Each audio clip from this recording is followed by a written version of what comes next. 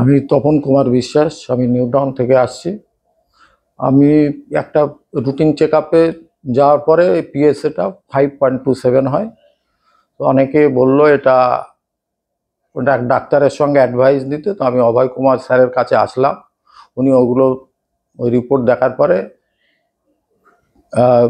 তারপরে যে সমস্ত ট্রিটমেন্ট ব্যবস্থা, এমআরআই, বায়োপসি, এগুলো পরপর করতে বললো এবং করার পরে দেখা গেল ক্যান্সার সেল আছে এবং পোস্টেড ক্যান্সার।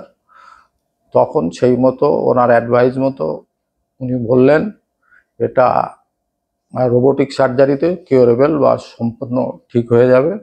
আমার শোনার পরেই যে ক্যান্সার আছে তাতেই আমি খানিকটা হতভম্ব হয়ে গেছিলাম, কিন্তু ওনার কথায় আমি robotic surgery 11/10/2023 operation date fixed হয় রোবোটিক সার্জারি, এবং ওই রোবোটিক সার্জারি হওয়ার পরে এখন পর্যন্ত যা অবস্থা 99% কিউরেবল, নো লিকেজ, সম্পূর্ণ আমি নর্মাল লাইফে ফিরে গেছি এবং নর্মাল খাওয়া দাওয়া সবই ঠিক আছে।